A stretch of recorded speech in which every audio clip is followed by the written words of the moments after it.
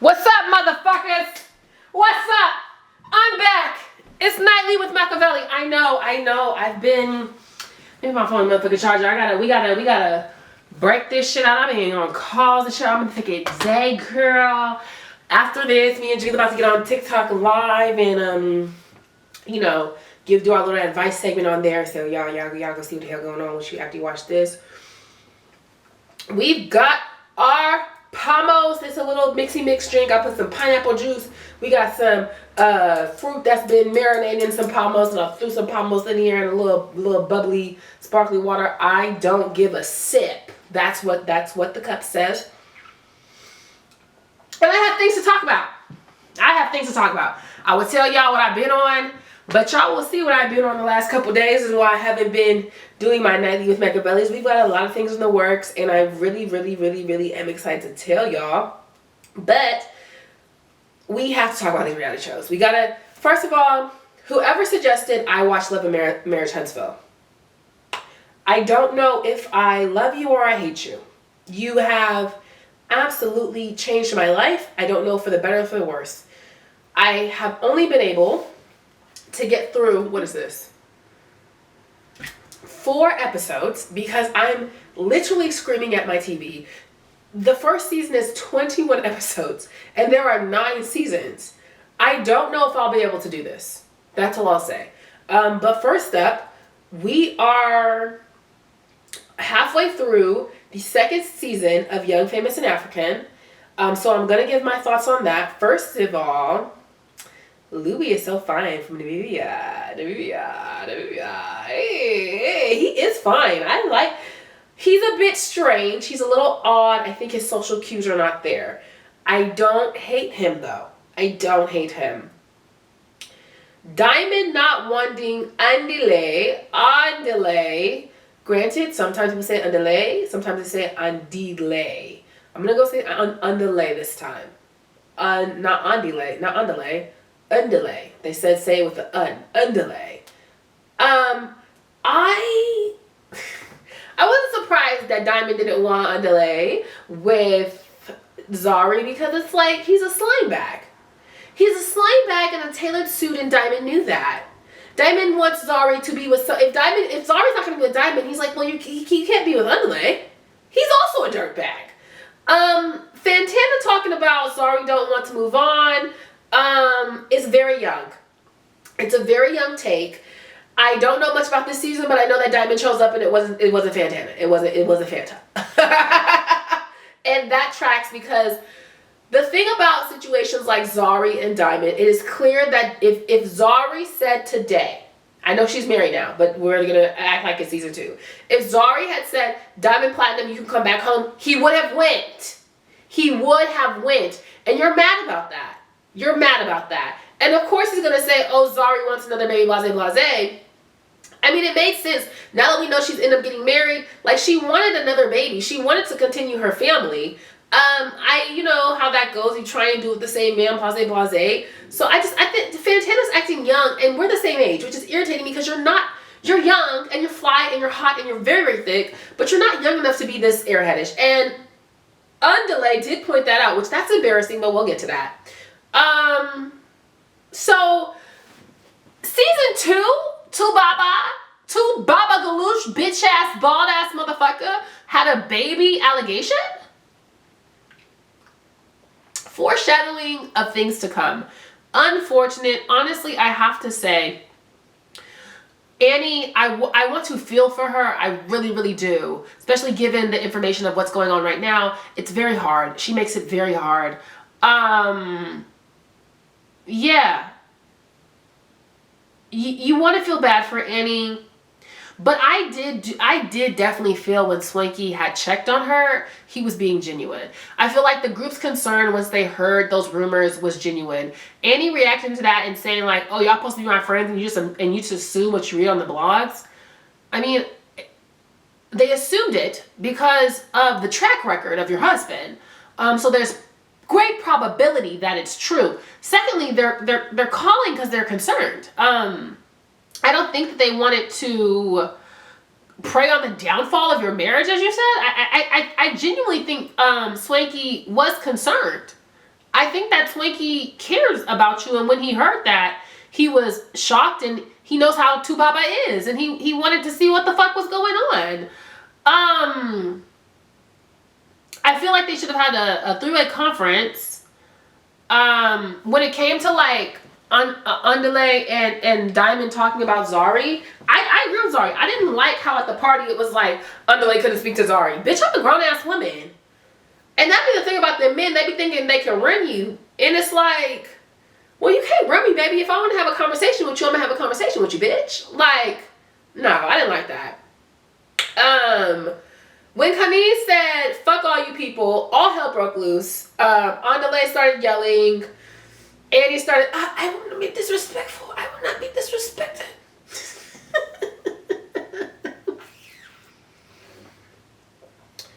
Do I believe Annie was talking shit about Swanky?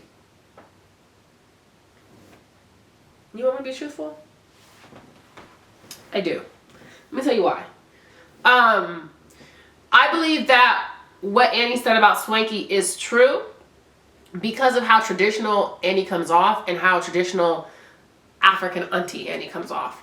The aunties are the ones who will tell you to stay in a marriage that is doing nothing but slowly killing you, running your blood pressure up. That is what we see with Annie and Tubaba. That is what we see where she is now in this rehab situation on the heels of him leaving her and becoming engaged to the unhonorable Natasha. With that being said, I feel very confidently in saying that Annie might hold some thoughts about the LGBTQ community that a lot of African people do from African countries. I'm not saying that's everyone, but if you're going off from a traditional standpoint, I talked about this in earlier episodes of Nightlii with Meccavellii. There's absolutely a reason that we will never get any type of tea on Swanky's personal life. Swanky will always be just the friend, the homeboy. He's fabulous, and we will never touch his romantic life. We will never touch the inner workings of that. They're not going to touch it. Him even being on the show is quite progressive. I was shocked when I saw him on the show. So can I believe that Annie said something disparaging about Swanky, and when Swanky said she said horrible things about me? I believe that. I can. I do. I'm not gonna lie. And if you're not picking up what I'm putting down, then you know, you just have to move on from that one. 'Cause I'm not gonna go too far into it.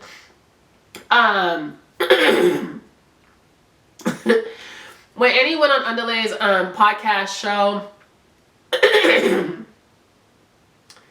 her saying that Tubaba's kids wasn't a mistake, it just made me laugh, because it's like, yes, babies are a blessing from God above, but having 5 kids while you're married is crazy. And you're right, they're not a mistake. They were intentional. He didn't give a fuck enough to even wrap it up. So they weren't a mistake. You're right, Annie. What else do I got here? Love your kids. I love your kids, even old enough to know. Oh, yes. They're complaining that, oh, the girls, Tubaba's daughters, him and Annie's daughters, are old enough to see what is going on at this point. But it's like, Annie can't be the only one concerned, you know. And when Tubaba was talking to, I believe it was Underlay and Naked, when Naked came in the leather pants and they were laughing at him having on leather pants and saying it's because he was dating a young lady, he didn't seem concerned about it. In fact, we see that he ended up at that lunch with Nadia and them talking mad shit, talking about how men just want to fuck and women want to, and Underlay got, and men know, like, they want to make love to their wife, but when they just want to fuck something, they want to fuck something. And Nadia was like, what do you mean? And then Underlay got mad. It was like, you're egging him on. It was like, well, no, he is digging his own hole. He's digging his own hole right now. You're trying to put that on the woman, and that's not what's going on. Then it got really weird with Fantana and Diamond. We saw that scene where Diamond, like, they went down the camera. They showed Diamond's V, the very top of his little bush that seemed to be have shaved and trimmed. So they had Swanky acting like he was finna play them bam bam basketball. Talking on him, like, no, motherfucking basketball girl. That's why he came with their motherfucking blanket. Fantana had them painting pictures of that naked man. Zari, everyone don't like Zari. I think the reason Fantana and Zari clash so much is because Zari is a motherfucking auntie, and I don't mean that disrespectfully, but she was born in 1980, and women of that generation especially African women of that generation, really have perfected nice nasty. They are nice nasty, and Zari the boss lady. And Fantana being a peer and also being American, very straightforward, very straight to the point. Like, what the fuck are you talking about? That can be very irritating. That is another reason why they clash. I'm gonna be honest. Is it Bathong? I don't really remember her name because I didn't care for her. I honestly felt like she was doing too much when it came to Louis. And let me tell you why. I agreed with Zari. He done sat there and said the same story 50-11 times. I can repeat it back to you right now. He said, I was 23. It was my first event. I was booking people as they were coming to the hotel, and I didn't confirm. And when she got there, the room wasn't available because someone else was in there. I apologized. I know she is upset, but that's what happened, but we booked her. And he keeps repeating the same story. So for Swanky, I know Swanky added dubs on it and made it seem like he was so upset. I don't think Louis was upset about it because he has never once seemed like he was upset about it. In fact, he's done nothing but take full responsibility. So for Bathong to come in with all that motherfucking energy, it was just like, okay. And then you not even hearing him out. And then once she started talking about his country, and he said, yeah, actually, it was one thing was talking about me, but girl, fuck you. And then even at that dinner, Zari's birthday dinner, when Swanky and Louis was going back and forth, it's just like, Swanky, you're not mad at Louis. You just need a target right now because it's like, you feel like Bathong's gonna be your new Annie, and it's just not giving that. But it's like, oh, she left the WhatsApp group and all this type of shit. It's like, girl, I don't know. I felt like, honey, it's like, we're not gonna kiss your ass.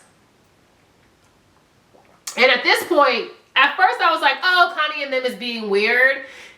But remember how in her first episode, it was clear that Connie was familiar with Bathong. So it was like, okay, cool. She was like, I can't figure her out, so I keep her far away from me. I don't like her around me. And it was like, oh, Connie, just being how you always be. But then it's like, the more time goes on, it's like, no, I feel what she's saying. You is weird, and you want everybody to, you feel me, eat your motherfucking ass. Ain't nobody finna do that over here. Maybe Swanky. But, yeah.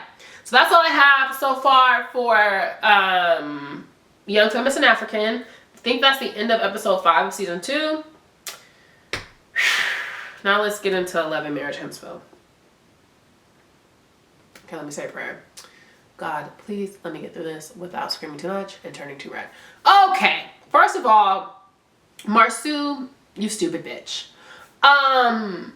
You attempting to give your son a peanut butter and jelly sandwich, him looking as big and old as he is, he looked to be about 10 years old.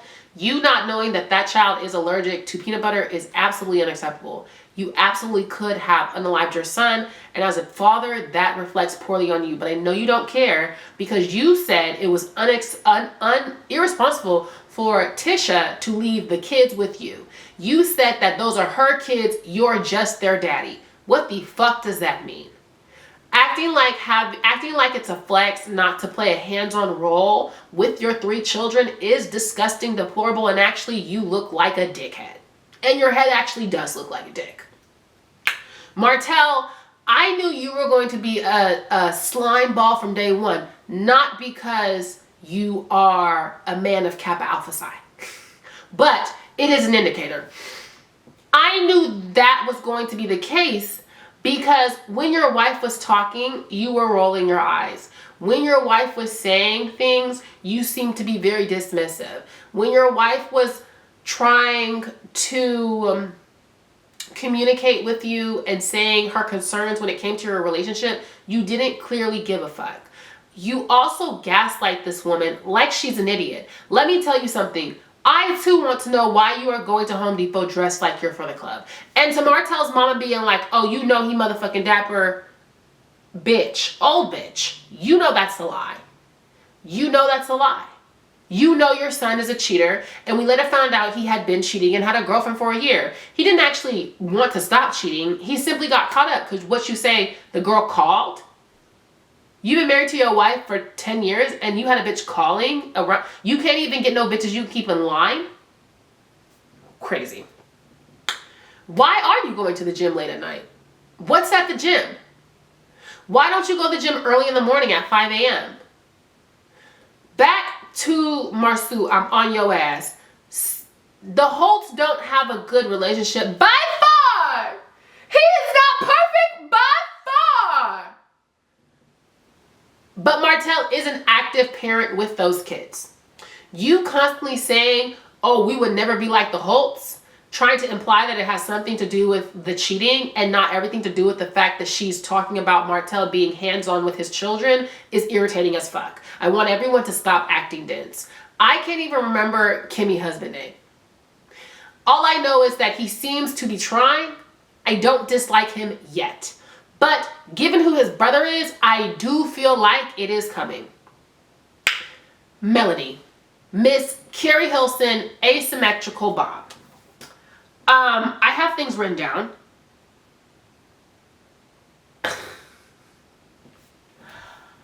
I want y'all to know, y'all, it doesn't even appear, it appears that you have money. It appears that this is an upper middle class situation, maybe a middle class situation, but a middle class situation in Huntsville, Alabama. None of these men are fine enough. They don't have enough hair or enough money, because they cannot take this money to California, to sustain the lifestyles that these women are putting up with. Why are you letting this man cheat on you? Why did you stay? Now we have the knowledge 9 seasons removed that he had a baby, and I don't know where anyone's at now. I've only gone through 4 episodes. You constantly trying to dunk on the other girls and their marriages is the exact problem. The throwing stones in the glass houses is crazy to me. Coming at Kimmy's age is crazy to me, considering that, if I'm being transparent, Kimmy looked like she your age. I would have just face value thought Kimmy was a peer. She doesn't look that much older than any of you. Putting you down, Melody. Tish, I need you to let them balls drop. As of right now, there's nothing discernible that I dislike about you. I dislike that you're being bulldozed by your husband. I do understand you have been married for 12 years. I do understand maybe this is not necessarily what you signed up for. I do need you to raise up. Someone tell me in the comments if they're still together or if it's a divorce, because I'm calling divorce. There's no way this marriage is going to sustain if she clearly wants to work, and though he's acting the way he's acting. Kimmy, I was actually really riding with you. I did not like how at the dinner, which, hold on. Martell, you are trying to quote unquote get your wife back, get your life back, get your family back on track. And so then you opt not to celebrate your 10-year wedding anniversary. Your friends have to throw a party for you.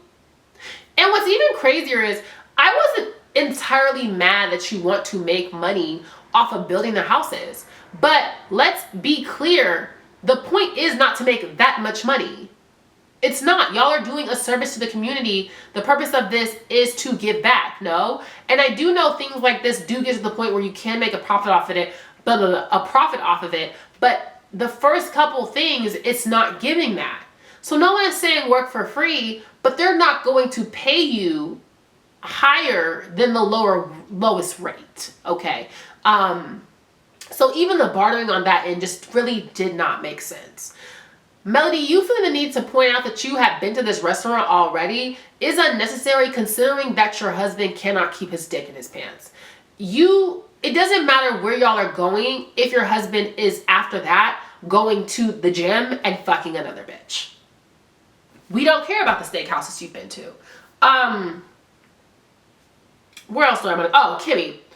I did not like how when Tish was airing her grievances with Marceau and said she feels like a single mom, you all of a sudden then wanted to raise, oh, this is not single mom. Oh, you know, to check. Because here's the thing. One thing that we constantly say, at least on TikTok, at least in my age range, I don't know about y'all, because I'm not going to do the whole Kimmy older than y'all. All y'all motherfuckers look the same age. When you have kids or get married to a man, you need to be prepared to be a single mother. Point blank, period. Bitches are making comments about Tish bringing the kids to the meeting. This man clearly doesn't help. He's about to feed his son who has a peanut allergy, fucking peanut butter and jelly. That lady, for all intended purposes, is a single mom. Yes, she is a rich one, but, or rich one, or she has money, however you want to say it. But you do have that context at this dinner. This is a very obviously nuanced conversation. So trying to even take a shot at that moment, you're bored. I get it scripted. You want camera time. You want a moment. But it's simply like, shut up. Shut up. That's what I have so far. If you want to see my play-by-plays, I am yelling about it on TikTok. I am going to try and do a more succinct writing down of my notes.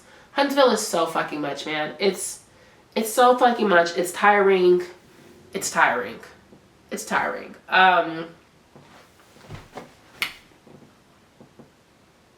It's fucking, it's so irritating. So don't forget to like, comment, subscribe. We'll see if I come back tomorrow when I've gotten through. The episodes are only like 40 minutes. The fact that I can't get through one because I be screaming so motherfucking much on my TV is ridiculous. I'm gonna try and get through a couple tomorrow and we see what happens. See y'all on TikTok Live.